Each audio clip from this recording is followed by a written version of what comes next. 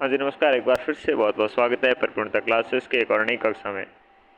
आधुनिक भारत के इतिहास में अपन 3 क्लासें ले चुके हैं और ये हमारी चौथी क्लास रहने वाली है। और इसके अंतर्गत अपन बात करते हैं। अब हमने प्रमुख व्यक्तित्व के अंतर्गत पिछली कक्षा में व्यक्तित्व शुरू करा था और इसमें अपने बाल गंगाधर तिलक के बारे में देखा था और उसके बाद में बंकिम चंद्र चटर्जी के बारे में देखा था और उनके बाद में हमने देखा था सावरकर के बारे में। आज की कक्षा में अपन स्टार्ट करते हैं लाला लाजपत राय से और इनके बारे में पढ़ते हैं। और इसी प्रकार से हम कोशिश करेंगे कि आधे घंटे में जितने से ज़्यादा व्यक्ति हो सके वो लेते हैं और उसके बाद में अगली क्लास में देखेंगे बाकी सबको।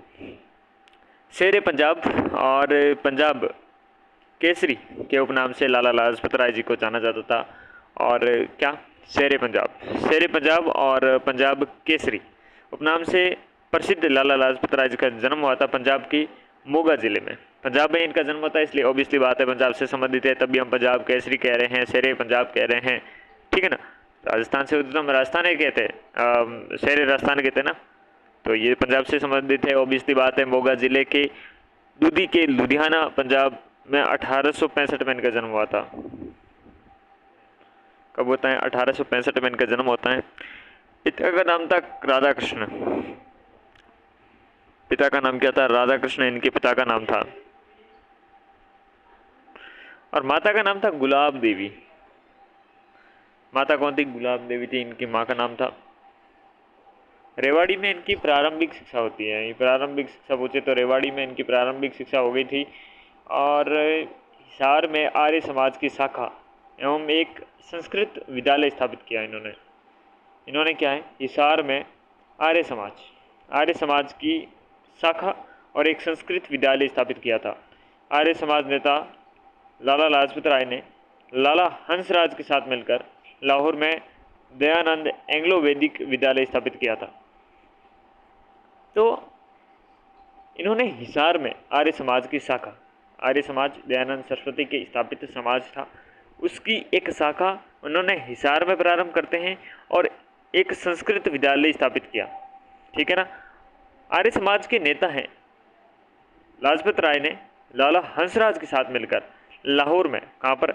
लाहौर में दयानंद एंग्लो वैदिक विद्यालय। पूछ सकता है कि दयानंद एंग्लो वैदिक विद्यालय कहाँ था? लाहौर में था। किसके द्वारा स्थापित है? तो लाला लाजपत राय के द्वारा लाला हंसराज के साथ मिलकर स्थापित किया जाता है। वकालत की शुरुआत लाहौर से ही की थी इन्होंने। राजनीतिक उग्रवादी विचारवादी थे। जैसे हमने बात करी आपके बाल गंगाधर तिलक जी की, तो वो भी क्या थे? उग्रवादी थे। उन्हें वो धर्मपंथियों की राजनीति पसंद नहीं थी कि अंग्रेजों से मतलब नम्रता से रिक्वेस्ट कर करके हर बात मनवाई जाए, नहीं, उनका कट्टर विरोध किया जाए, क्या है, विदेशी जो चीज़ें उनका बहिष्कार किया जाए। इस प्रकार की बातें, बहिष्कार की राजनीति, उग्रवाद की राजनीति आपके लाला लाजपत राय जी भी करते हैं। लाला लाजपत राय जी लाल बाल पाल, जिन्होंने उग्रवादी दल संगठित किया था, एक कड़ी थे। तो 3 कड़ी हैं लाल, बाल और पाल की, ठीक है ना। उनकी एक प्रमुख कड़ी में भी लाला लाजपत राय जी हैं। लाला लाजपत राय को 18 माह तक इनकी उग्रवादी गतिविधियों के कारण मांडले जेल में कैद रखा गया था। ठीक वैसे ही जैसे किसे आपके 18 माह के लिए जेल में रखा गया था, अपने बाल गंगाधर तिलक जी को, ठीक है ना। फिर बाल गंगाधर तिलक जी को तो 1908 से लेकर 1914 तक लगभग आपके 6 साल की सज़ा हुई थी, तो वो आपके उदारवादी नेता बन गए थे। 1905 में बंगाल विभाजन किया तो लाला लाजपत राय ने विपिन चंद्र पाल बाल गंगाधर तिलक के साथ मिलकर इस फैसले को जमकर बगावत करी थी। बंगाल की विभाजन के जब 1905 में होता है बंगाल विभाजन, एक फैक्ट तो ये निकल के आता है आपका। इस विभाजन का आपके लाल, बाल और पाल तीनों ने जमकर आपकी क्या है, इसका बगावत करी थी, इसका आपके खिलाफ विद्रोह किया था। इनकी रचनाएं देखें तो पंजाबी केसरी के नाम से लाला लाजपत राय जाने जाते थे। ये इनकी पंजाब केसरी के आपके रचना थी। यंग इंडिया भी इनकी एक रचना थी जो अमेरिका से प्रकाशन होता था। द पीपुल या फिर द पीपल इनकी एक रचना थी। England's debate to India, England की डिबेट इंडिया से लेकर, यानी कि England's debate to India, the people, young India, the story of the the story of my life आत्मकथा है एक। The story of my life, the story of my life, ये भी लाला लाजपत राय जी की एक रचना है। The political future of India, the political future of India, England's debate in to India, the story of my life, the people, young India, the Punjab Kesari, ये सारी रचना लाला लाजपत राय की रचनाएं हैं। लाला लाजपत राय ने 1917 में न्यूयॉर्क में इंडियन होम रूल लीग की स्थापना करी थी। तो न्यूयॉर्क में आपके इंडियन होम रूल, न्यूयॉर्क में करते हैं इंडियन होम रूल लीग की स्थापना, ठीक है ना। 1916 में आपके होम रूल लीग की स्थापना कौन कर रहे थे, आपके बाल गंगाधर तिलक जी कर रहे थे।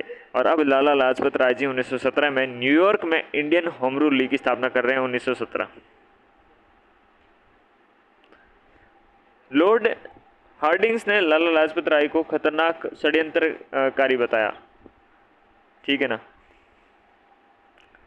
खतरनाक षड्यंत्रकारी किसे बताया गया, लॉर्ड हार्डिंग्स के द्वारा, तो लाला लाजपत राय जी को बताया गया। 1907 में इन्होंने पंजाब में विशाल कृषक आंदोलन का संगठन और नेतृत्व किया। 1907 में उन्होंने पंजाब में विशाल कृषक आंदोलन का संगठन और नेतृत्व किया। 1907 में क्या करते हैं, 1907 में इन्होंने पंजाब में विशाल कृषक आंदोलन का संगठन और नेतृत्व किया। ओके। 1920 में उन्होंने सर्वेंट्स ऑफ पीपल सोसाइटी की स्थापना लाहौर में की। सर्वेंट्स ऑफ पीपल सोसाइटी की स्थापना लाहौर में की। उन्होंने सर्वेंट्स ऑफ पीपल सोसाइटी की स्थापना लाहौर में की। लाहौर में क्या करते हैं, सर्वेंट ऑफ पीपल सोसाइटी की स्थापना करते हैं 1907 में। ये 1907 में क्या करते हैं, पंजाब में विशाल कृषक आंदोलन का संगठन और नेतृत्व करते हैं। लॉर्ड हार्डिंग्स इन्हें खतरनाक षड्यंत्रकारी बता देते हैं। उन्होंने लाहौर में नेशनल कॉलेज फॉर और तिलक स्कूल ऑफ पॉलिटिक्स स्थापित की थी। लाहौर में ये नेशनल कॉलेज और तिलक स्कूल ऑफ पॉलिटिक्स स्थापित किए।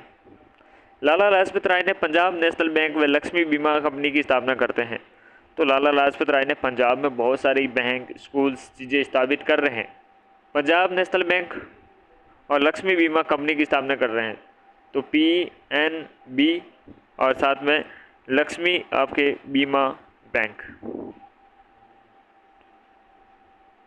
1920 में कांग्रेस के कलकत्ता अधिवेशन के अध्यक्ष चुने गए और असहयोग आंदोलन में भाग लिया।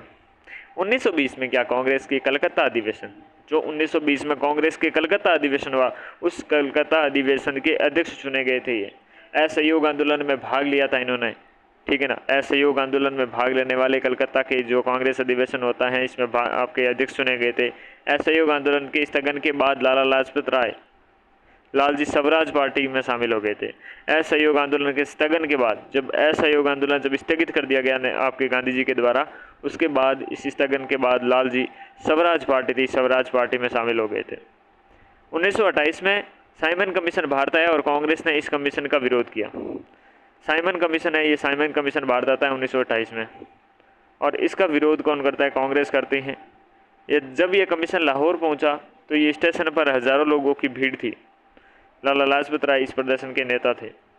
जब ये कमीशन लाहौर पहुंचता है तो स्टेशन पर हज़ारों लोग वहाँ पर इकट्ठा थे, और उस इकट्ठा भीड़ में आपके प्रदर्शन में नेताजी भी थे। कौन, लाला लाजपत राय। पुलिस द्वारा भीड़ को आपके इतर बितर करने के लिए लाठीचार्ज किया गया, और लाठियों की मार से लालजी घायल हो गए। घायल लालजी ने ब्रिटिश सरकार के बारे में कहा, मेरी छाती पर हुआ एक एक लाठी का वार ब्रिटिश साम्राज्यवाद की ताबूत में एक एक कील साबित होगा। बहुत ही बड़ा स्टेटमेंट देते हैं। साइमन कमीशन जब भारत आता है, तो साइमन कमीशन आने के बाद लाहौर में स्टेशन पर हज़ारों लोगों की भीड़ एकत्रित होती है। उसमें नेताजी थे। कौन, लाला लाजपत राय। जब भीड़ को इतर बितर करने की कोशिश की जाती है, लाठी चार्ज की जाती है, तो लाठियाँ बरसाई जाती हैं लाला लाजपत राय जी पर। तब अपना एक स्टेटमेंट देते हैं, मेरी छाती पर हुआ एक एक लाठी का वार ब्रिटिश साम्राज्यवाद की जो ताबूत हैं, इसमें एक एक कील साबित होगा। ये लाठियों के वार से अत्यधिक घायल होने के कारण 17 नवंबर 17 नवंबर 1928 में इनकी मृत्यु हो जाती है, कहे तो निधन हो जाता है। महात्मा गांधी ने इनकी मृत्यु पर कहा, भारतीय सौर मंडल में एक सितारा डूब गया। गांधी जी का स्टेटमेंट ये किसके लिए था कि भारतीय सौर मंडल में एक सितारा डूब गया, तो ये लाला लाजपत राय जी के लिए था जब इनकी मृत्यु हो जाती है। तो ये कहानी थी आपके लाला लाजपत राय जी की।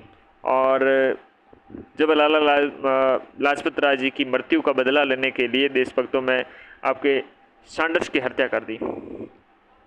इनके बदला लेने के लिए आपके सैंडर्स की हत्या की जाती है। सैंडर्स की हत्या के जुर्म में राजगुरु, सुखदेव और भगत सिंह को फांसी की सज़ा सुनाई जाती है। तो सुखदेव जी, राजगुरु और भगत सिंह जी, इनकी अगर हम बात करें फांसी की सज़ा क्यों सुनाई गई, तो लाला लाजपत राय जी की मृत्यु का बदला लेने के लिए तीनों नव युवकों ने क्या किया, आपकी हत्या कर दी थी, ठीक है ना, आपके सैंडर्स का, ठीक है। तो इनकी जब हत्या की जाती है तब इनकी फांसी की सज़ा किन्हें दी जाती है, राजगुरु, सुखदेव जी और भगत सिंह जी को दी जाती है, ठीक है। लाला लाजपत राय ने महान अशोक, श्री कृष्ण और उनके शिक्षा और छत्रपति शिवाजी आदि कई पुस्तकें लिखी थी। महान अशोक, श्री कृष्ण और उनकी शिक्षा, छत्रपति शिवाजी आदि प्रमुख पुस्तकें लिखी गई थी लाला लाजपत राय जी के द्वारा। इनकी पुस्तकों में इटली के देशभक्तों में आपके मैजिनी और गेरिबाल्डी की जीवनियाँ भी शामिल हैं। इनकी पुस्तकों में इटली के देशभक्तों में मैजिनी है और गेरिबाल्डी है, गेरिबाल्डी, मैजिनी की जीवनियाँ भी आपको मिलती हैं, शामिल है। 1920s में, 1920 में Lala Lajpat Rai all India trade union congress के अध्यक्ष चुने गए थे, बने थे। 1920 में Lala Lajpat Rai all India trade union congress के अध्यक्ष चुने गए। भारतीय राष्ट्रीय कांग्रेस के गर्म जो दल था, इस गर्म दल के प्रमुख नेता के रूप में उभरे थे लाला लाजपत राय जी। स्वामी दयानंद सरस्वती के साथ मिलकर आर्य समाज को पंजाब में लोकप्रिय बनाया था। तो दयानंद सरस्वती का आर्य समाज था और इसमें पंजाब में लोकप्रिय बनाने का काम कौन करता है, लाला लाजपत राय जी करते हैं।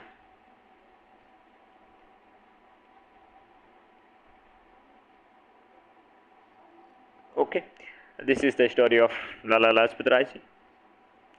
एक बार रिवीजन करना चाहो तो 4 एक पन्ने होंगे, कुछ नहीं है। देखो, शेर पंजाब, पंजाब केसरी के नाम से जाना जाता है।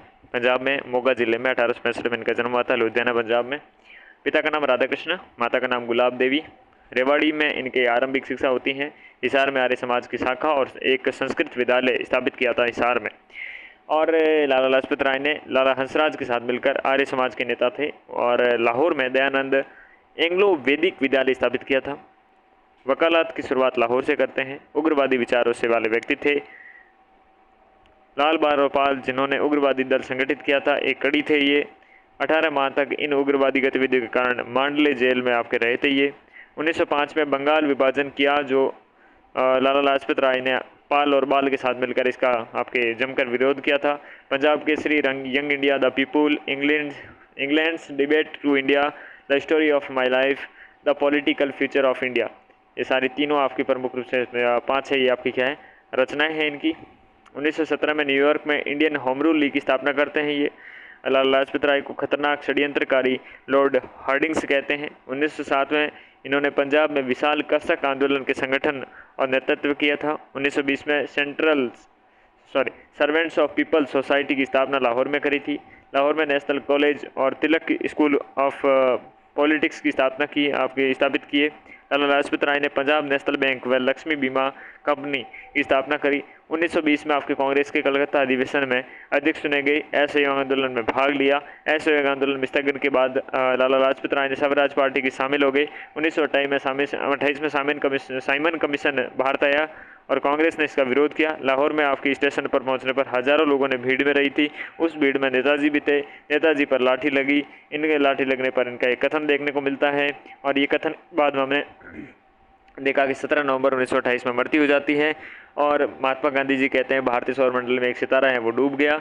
और फिर इनके आपके सैंडर्स की हत्या करते हैं इनके बदला लेने के लिए राजगुरु जी, सुखदेव जी और भगत सिंह जी, और इनके कारण इनको फांसी की सज़ा सुनाई जाती है।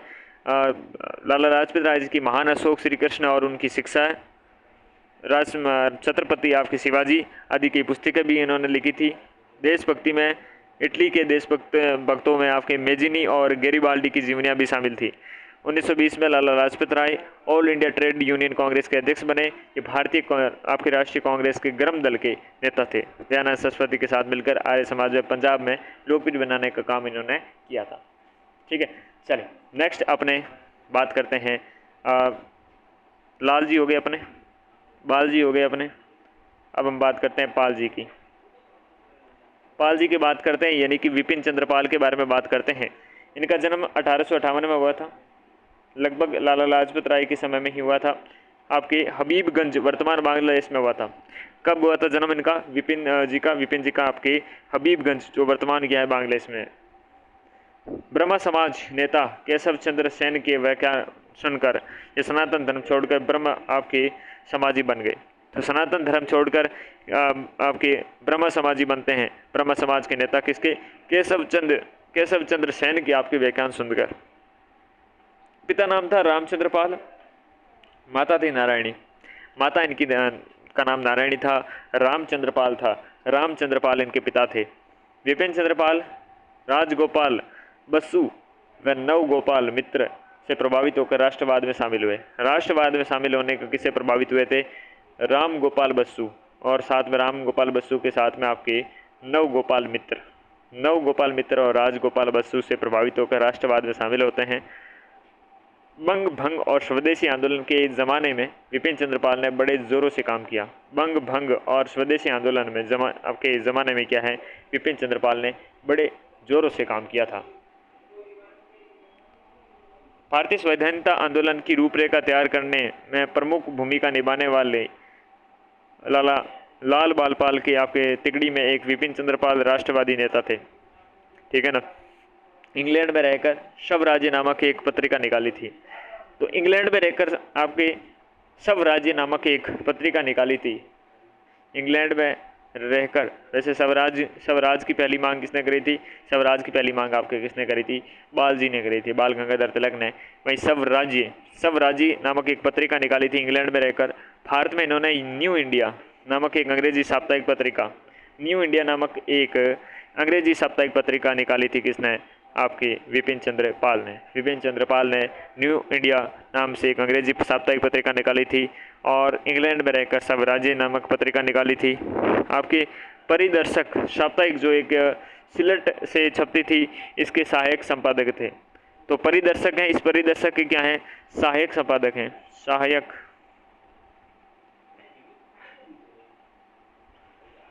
सहायक संपादक थे किसके?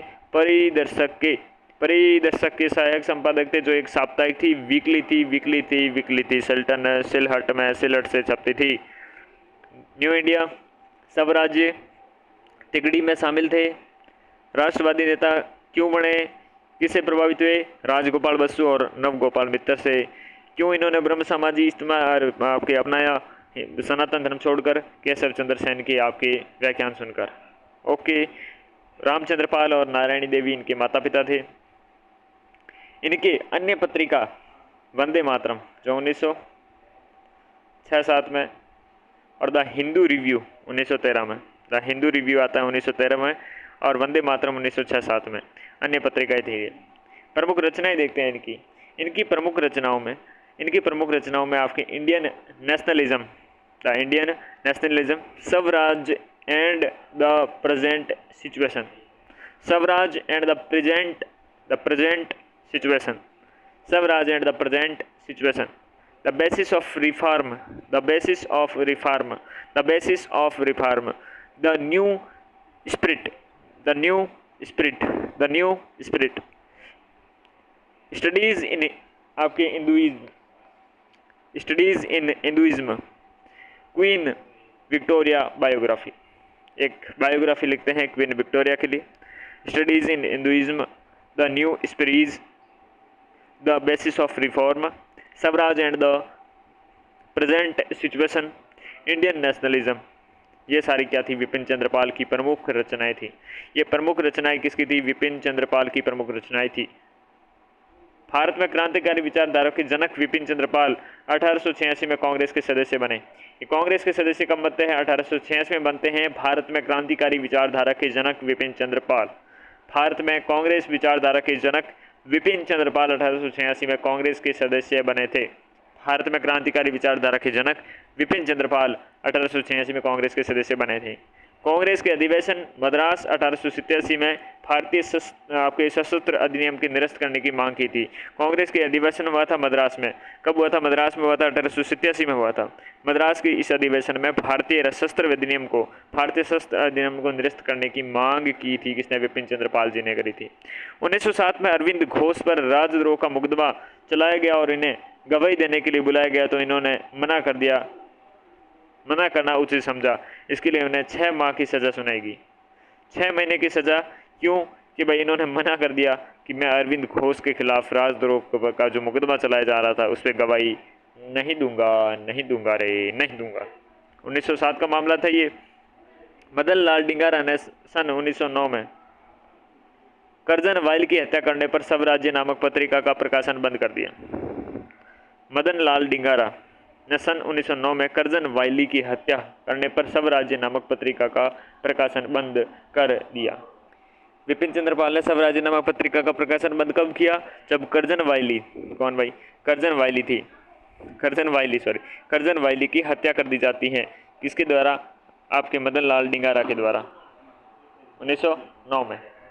विपिन चंद्र पाल ने बंकिम चंद्र चट्टोपाध्याय की तुलना सर वॉल्टर स्कॉट से की। Sir Walter Scott,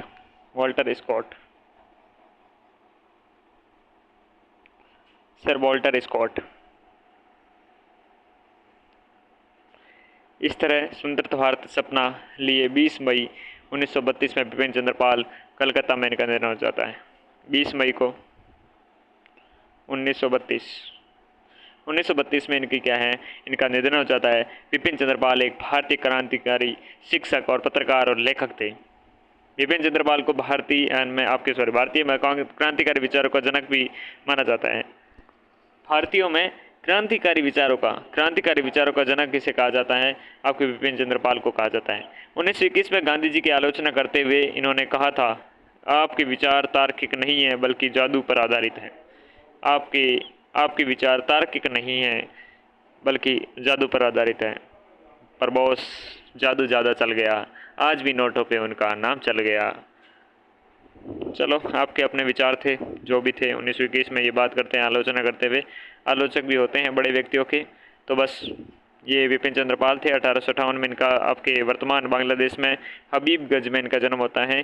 Keshav Chandra Sen के व्याख्यान सुनकर ये क्या बनते हैं, ब्रह्म समाजी बन गए थे। केशव चंद्र सेन की आपकी क्या है, व्याख्यान सुनकर। रामचंद्र जी पाल इनके पिताजी का नाम था, माता नारायणी थी। और राजगोपाल बसु और नवगोपाल मित्र की आपने प्रभावित होकर राष्ट्रवाद में शामिल हो गए थे। और स्वदेशी आंदोलन में जमाने में विपिन चंद्र पाल ने बड़े जोरों से काम किया था इन्होंने, ठीक है ना।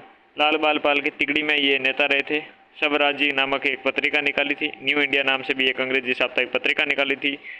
आपके परिदर्शक के क्या थे, सहायक संपादक थे। और अन्य आपकी पत्रिका वंदे मातरम 1906-7 की, द हिंदू रिव्यू 1917 की।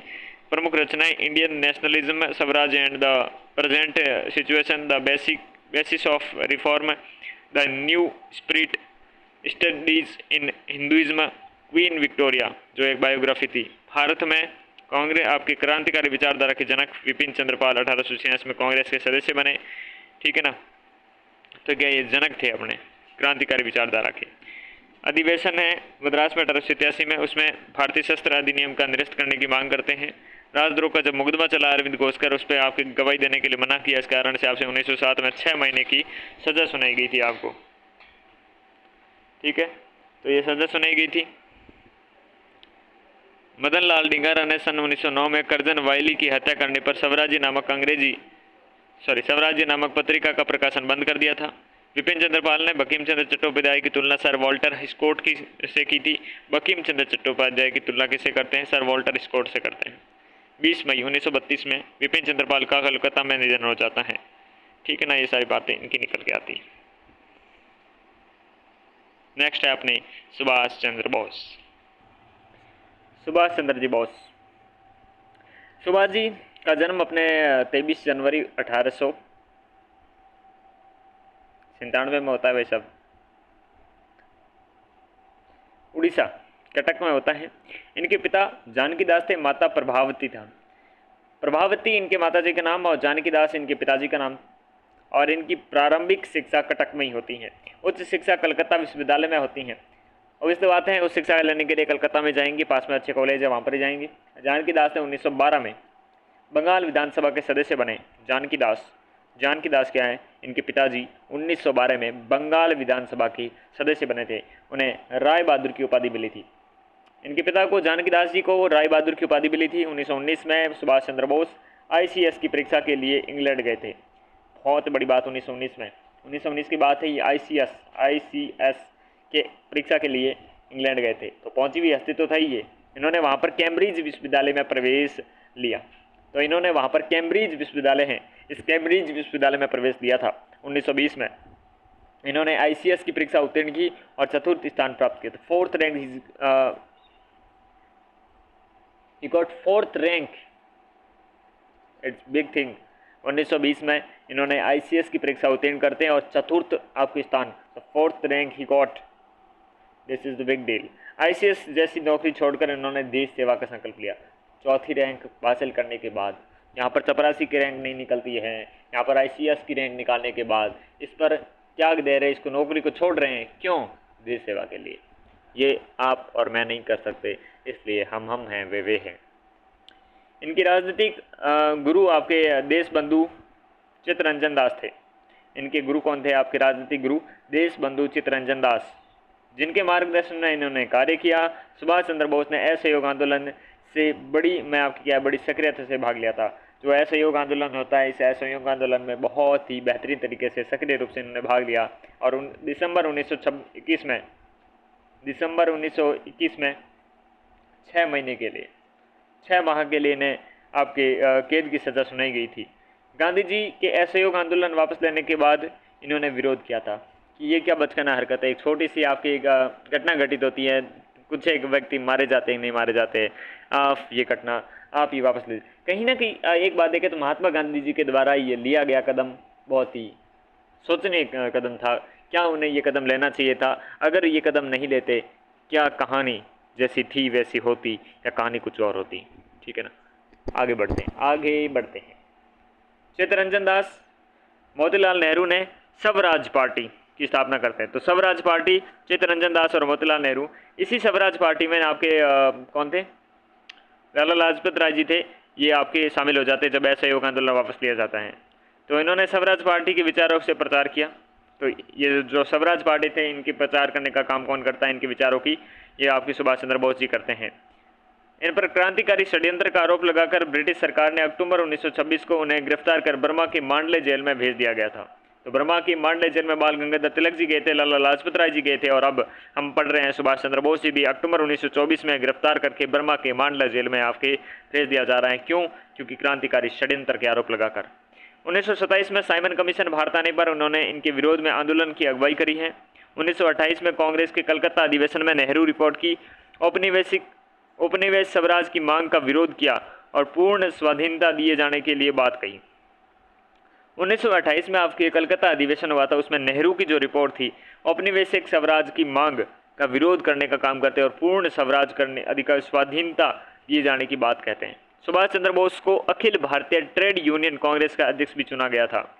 तो सुभाष चंद्र बोस जी आपके Akhil Bharatiya trade union congress के अध्यक्ष भी चुने गए थे। और जनवरी 1938 में सुभाष चंद्र बोस कांग्रेस के हरिपुरा अधिवेशन में कांग्रेस के अध्यक्ष चुने गए और बोस की आयु इस समय 41 वर्ष थी। 41 वर्ष से जनवरी 1938 में सुभाष चंद्र बोस जी कांग्रेस के हरिपुरा अधिवेशन में कांग्रेस के अध्यक्ष चुने गए थे। मैं आपसे पूछता हूं कि बाल गंगाधर तिलक कांग्रेस के अध्यक्ष कब बने थे? ऑप्शन की जरूरत नहीं है, आप ये सोच विचार के देखिए कि वो बने थे, नहीं बने थे तो कब बने थे, ठीक है ना। अब तक के अध्यक्षों में सबसे अल्प आयु के थे, अब तक के अध्यक्षों में अल्प आयु, सबसे अल्प आयु के कौन थे? 41 वर्षीय अपने सुभाष चंद्र जी बोस थे। कांग्रेस के त्रिपुरी अधिवेशन था जो 1939 में होता है। 38 में कहाँ पर? हरिपुरा अधिवेशन था।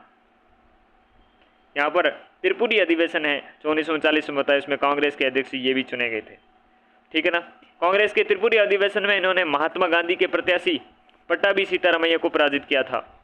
तो गांधी जी के वो प्रत्याशी थे कौन? पट्टाभी सीतारामैया। उनको पराजित करके आपके त्रिपुरी जो अधिवेशन हुआ था उसमें अध्यक्ष बनते 1939 में सुभाष चंद्र बोस जी।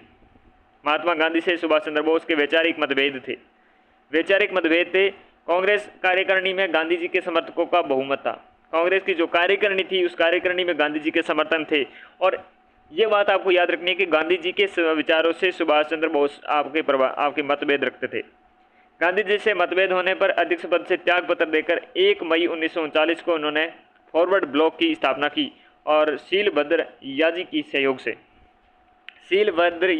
सहयोग से 1 मई 1939 में फॉरवर्ड ब्लॉक की स्थापना करते हैं।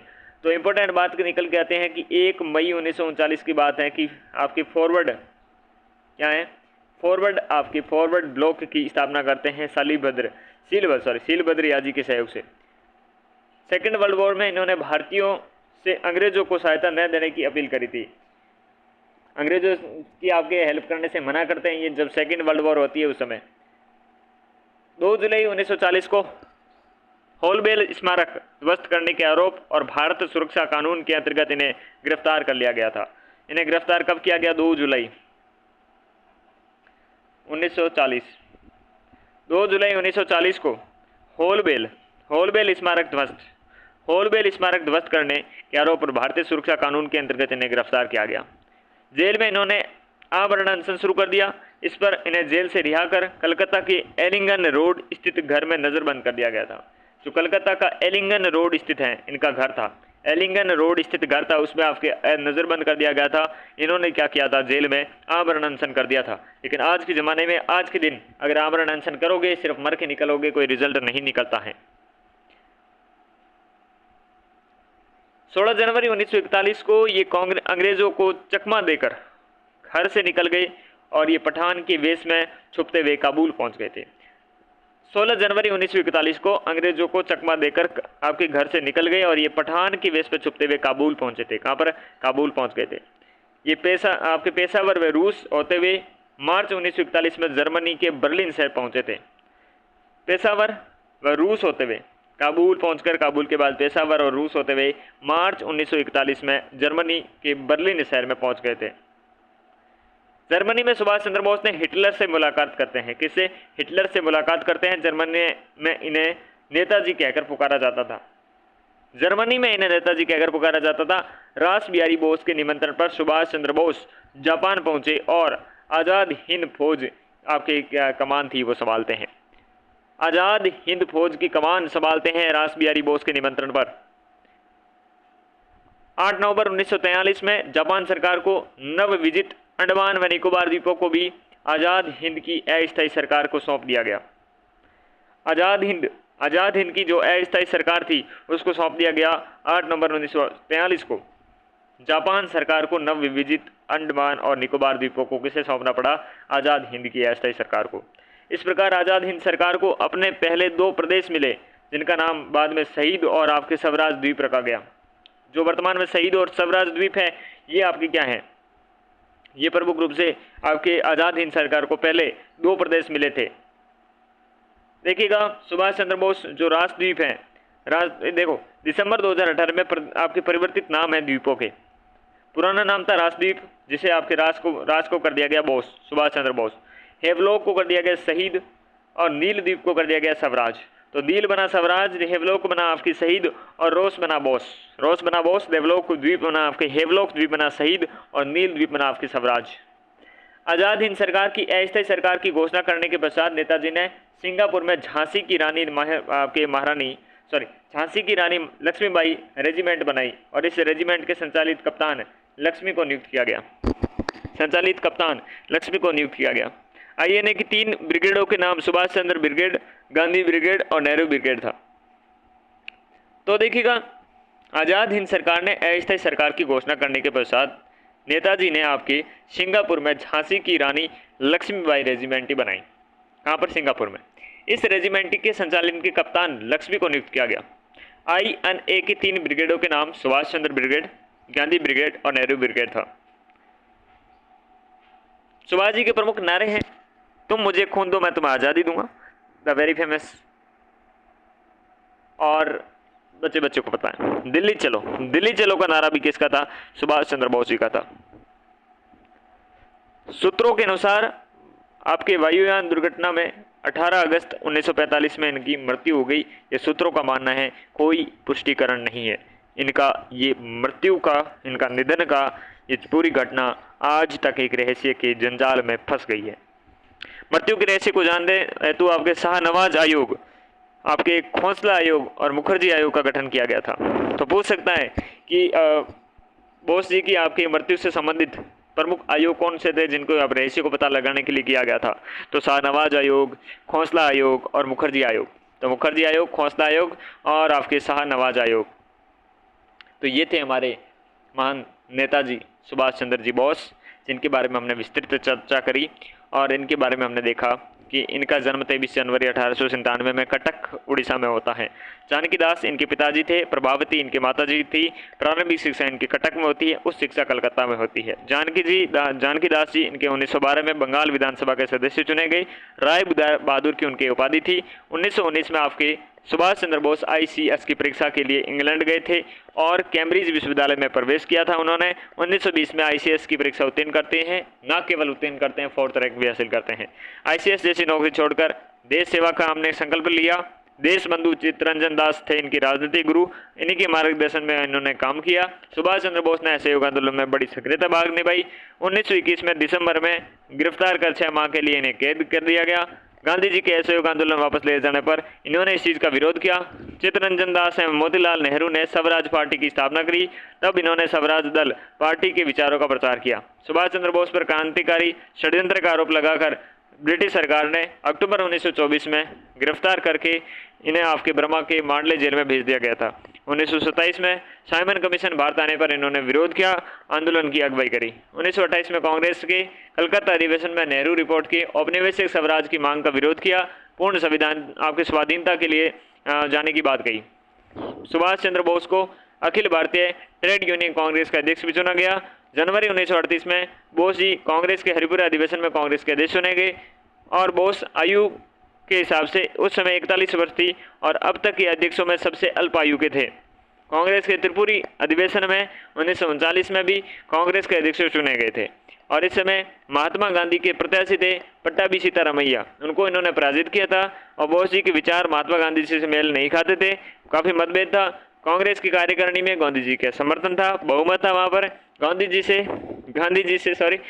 से मतभेद होने पर अध्यक्ष पद से त्यागपत्र दिया था। 1 मई 1939 को फॉरवर्ड ब्लॉक की स्थापना करी थी शीलभद्र याजी के सहयोग से। सेकेंड वर्ल्ड वॉर में भारतीयों से अंग्रेजों की सहायता न करने की अपील करी थी। 2 जुलाई 1940 में होलबेल स्मारक ध्वस्त करने के आपसे आरोप मिलते हैं इनको। भारतीय सुरक्षा कानून के अंतर्गत इन्हें गिरफ्तार कर लिया गया और जेल में इन्होंने आमरण अनशन कर दिया था। इस कारण से कलकत्ता के एलिंगन रोड स्थित घर में नजरबंद किया गया था। 16 जनवरी 1941 को कांग्रेस की चकमा देकर आपके घर से निकल गए थे और ये पठान के वेश में छुपते हुए काबुल पहुंचे थे। ये पेशावर व रूस होते हुए आपके मार्च 1941 में जर्मनी के बर्लिन शहर पहुंचे थे। वे पेशावर व रूस होते हुए मार्च 1941 में जर्मनी के बर्लिन शहर पहुंचे। वे क्या है? पेशावर व रूस होते हुए क्या है? मार्च 1941 में जर्मनी पहुंचे थे। हिटलर से मुलाकात करे जर्मनी में। नेताजी कहते थे इन्हें रास बिहारी बोस के निमंत्रण पर बोस जी पहुंचे थे जापान में आज़ाद हिंद फौज की कमान संभाली। 8 नवंबर 1943 में जापान सरकार को नवविजित अंडमान और निकोबार द्वीप आज़ाद हिंद अस्थायी सरकार को सौंपने दिए गए थे, जिनका नाम आपके देखें रोस का हो गया था सुभाष चंद्र बोस, हेवलॉक का हो गया शहीद, नील का हो गया स्वराज। आज़ाद हिंद सरकार की अस्थायी सरकार की घोषणा करने के पश्चात नेताजी ने सिंगापुर में झांसी की रानी लक्ष्मीबाई रेजिडेंसी बनाई। इस रेजिमेंट में संचालित कप्तान लक्ष्मी को नियुक्त किया गया। INA की 3 ब्रिगेडों के नाम सुभाष ब्रिगेड, गांधी ब्रिगेड और नेहरू ब्रिगेड था। इनके नारे दिल्ली चलो और तुम मुझे खून दो मैं तुम्हें आज़ादी दूंगा वायुयान की दुर्घटना से 18 अगस्त 1945 में मृत्यु मानी जाती है। मृत्यु के रहस्य जानने के लिए शाहनवाज आयोग, खोसला आयोग और मुखर्जी आयोग का गठन हुआ था। तो दैट्स इट। ये हमारे 3 प्रमुख रूप से बातें थी। विपिन चंद्र पाल जी के बारे में हमने देखा, हमने सुभाष चंद्र जी बोस के बारे में देखा और हमने देखा प्रमुख रूप से लाला लाजपत राय जी के बारे में देखा। तो इस कक्षा में बस इतना ही। अगली कक्षा में मिलते हैं भगत सिंह जी के साथ में। और चलिए, तब तक के लिए नमस्कार।